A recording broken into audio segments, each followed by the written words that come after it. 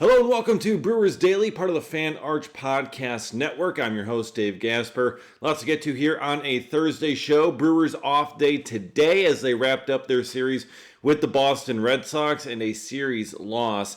Also, we got potentially some new jerseys to talk about here. And we got to talk about the debut there for Shane Drohan. But a disappointing end to the road trip here for the Brewers as they dropped the last two against the Red Sox. It's a 3-3 road trip, just 500, but still they fall to 8-4 on the season. The Red Sox improved to 4-8. They lose 5-0 on Wednesday, and they just could not get anything going offensively in this game. Sonny Gray was fantastic for the Boston Red Sox as they needed him to be. 6 1/3, scattering just 3 hits. Only struck out 2. The Brewers were putting the ball in play, getting a lot of fly balls, but a lot of lazy fly balls that didn't end up getting anywhere.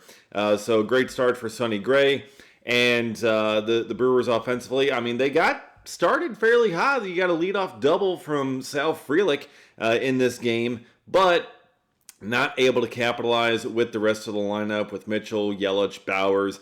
They go down in order, and the Brewers offense can't put a run across there. They had a couple of chances early, could not push anything across. Then Gray fully settled in, and the Brewers were set down pretty quickly from there on out. So it is a tough end. Now, granted, the Brewers did not have William Contreras in the lineup on Wednesday. They also did not have Bryce Terang in the lineup as he sat out again on Wednesday as he is dealing with that ankle foot issue that's been bothering him for a little bit. So the Brewers are giving him a full couple of days off here. They gave him Tuesday and Wednesday off, and then you have an off day today on Thursday. So that's 3 full days of rest. Hopefully that'll be enough to get Terang back closer to 100%. And then hopefully we should see him back in the lineup on Friday when the Brewers welcome the Washington Nationals to town. So when you're losing 2 of your best bats in the lineup against Sonny Gray, that doesn't help you out very much.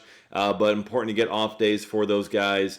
And sometimes you're going to lose a series rubber match here. That is going to happen throughout the season. But still, the Brewers are in a good spot, being 8-4 through the first 12 games, through the first 4 series of the regular season. And this game was very important for a lot of reasons, but also for Shane Drohan.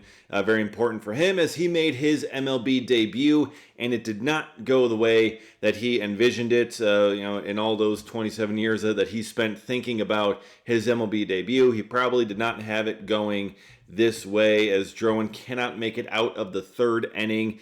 2 2/3, 3 hits. So he didn't really get hit around everywhere, but 4 walks, 2 strikeouts, ended up with 3 earned runs for his debut. He threw 63 pitches, only 28 of them were strikes. Not a great percentage there. He did kind of struggle. Now, there were some moments where it seemed like he was being squeezed by the home plate umpire, and especially in the 1st inning, I wanted to see Gary Sanchez challenge some of those pitches. He opted not to because it was the 1st inning. The Brewers have had some poor luck challenging pitches there, especially early on in the game. You don't really want to lose one in the 1st inning.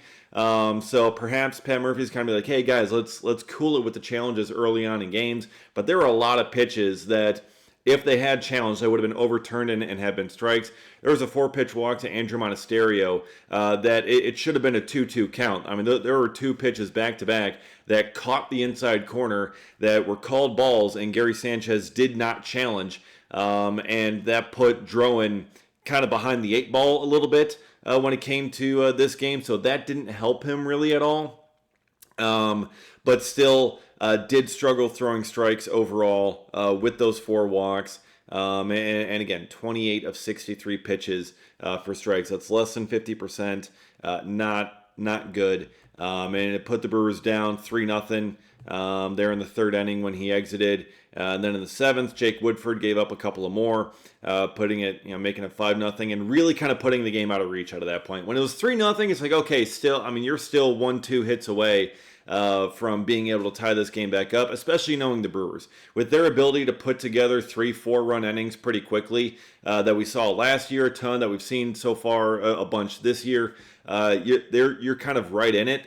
But when you gave up those pair of runs in the 7th inning, that really kind of did hurt them, and just kind of made it tough out the rest of the game. But give credit to Sonny Gray; he was fantastic. The Red Sox, maybe have figured something out there after their slow start to the season. But the Brewers hoping for some home cooking to get them back on track. I mean, remember they were 5-1 during their first homestand, so perhaps getting back to American Family Field is going to help them out quite a bit. And who knows, perhaps maybe some new unis, some new uniforms could help them out as well. As the Brewers have been teasing on social media the past couple of days, that coming out today are going to be the new City Connect uniforms for the Brewers. Now, I know that there have been leaks on this, so we've kind of got an idea of what they're going to look like, and I believe those leaks are probably accurate. I haven't really seen any City Connect leaks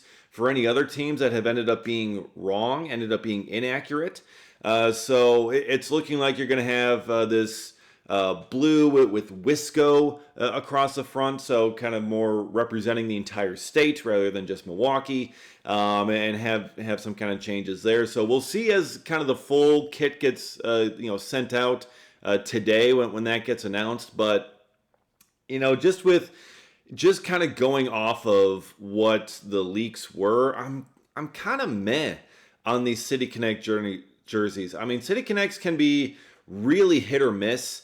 Some are really good. Some are like, oh my God, what were they thinking with that?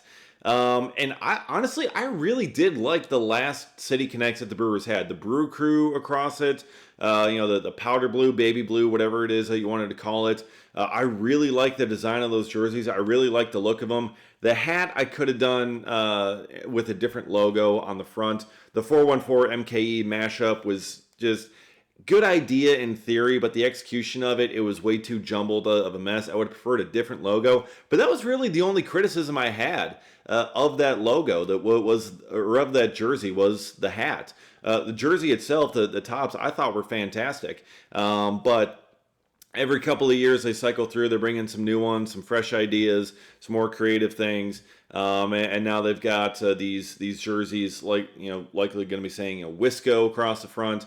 They got the state motto forward. It looks like stitched into the neckline. That's underneath. That's on the inside of the jersey. So we're not going to be able to see that unless, of course, you buy a jersey. But it's not on the outside part of it. So excited to see what kind of the full look up is going to be. Hopefully, there's going to be some more cool stuff in there, or some cool stuff in there, but just kind of the general look, I'm like, I don't really know. I would have liked maybe a different route on that, but everyone's a critic. Everyone wants to be a critic when it comes to jerseys, but we'll see as the new City Connects are getting dropped here, what kind of themes they want to put in, because with everything with these jerseys, every sort of color, every sort of patch, every sort of part, it connects to something, right? It's just like, oh, this is for the Milwaukee River. This is for Lake Michigan. This is for, whatever. Like there's always something to signify something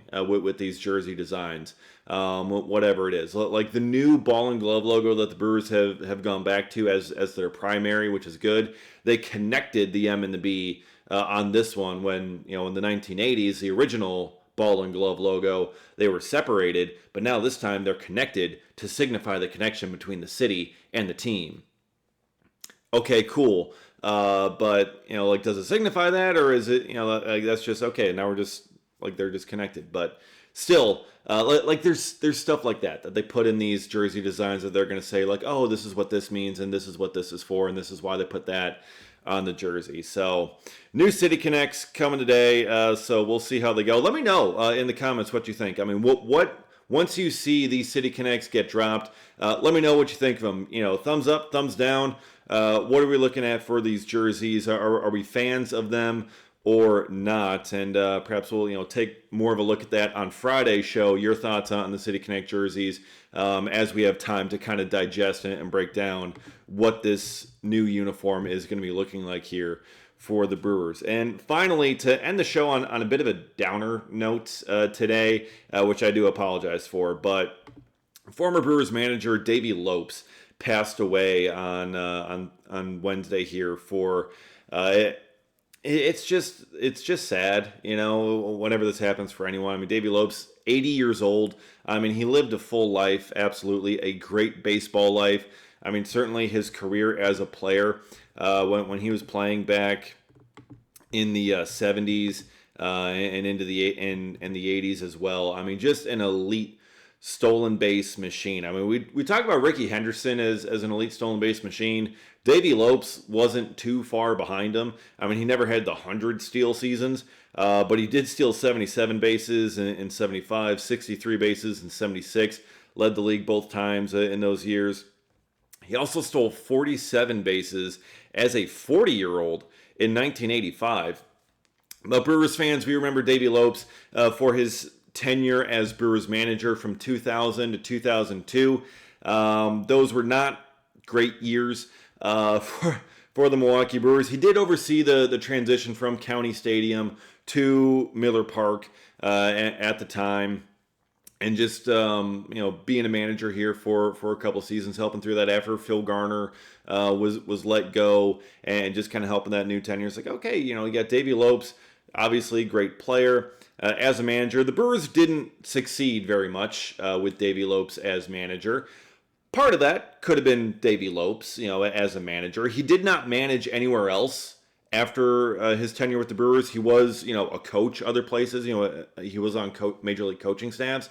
But Davey Lopes did not manage again after his tenure in Milwaukee. 73 and 89 in 2000. In 2001, the first year of Miller Park, 68 and 94. And then in 2002, went 3 and 12 before the Brewers fired him and went with Jerry Royster the rest of the season. The Brewers ended up losing 100 plus games that year. It was not great. The rosters he was working with was not great. I mean, that first year at Miller Park that Davey Lopes was managing, where they lost 94 games, just looking at the pitching staff he had to deal with, Jamie Wright, a 4.90 ERA, Jimmy Haynes, a 4.85 ERA. You had a 22-year-old Ben Sheets, great, 4.76 ERA that year. Alan Lavrault started 20 games, pitched in 32 games, a 6.06 ERA. Paul Rigdon, 5.79 ERA.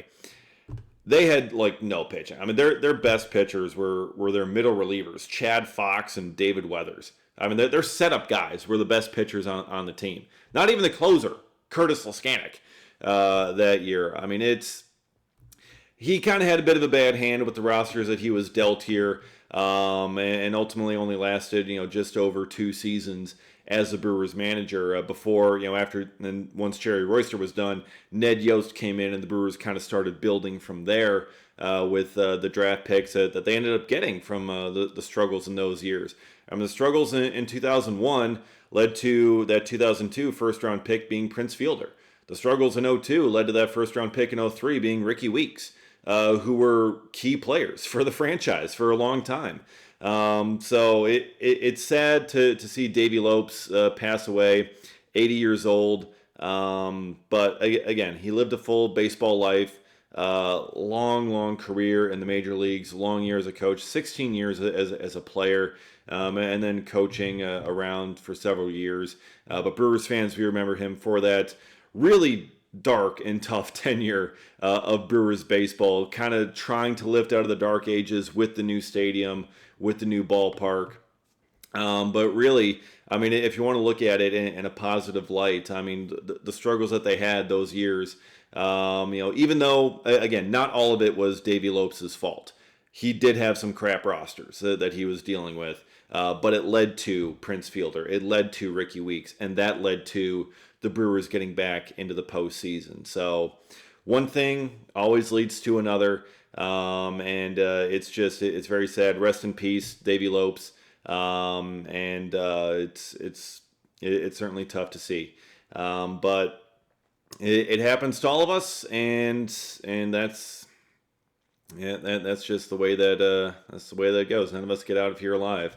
So We do have a Brewers off day today, but it's going to be back in action tomorrow. Brewers back home at American Family Field, formerly Miller Park, now American Family Field, taking on the Washington Nationals, and then after that the Toronto Blue Jays. So we'll have more on that coming up.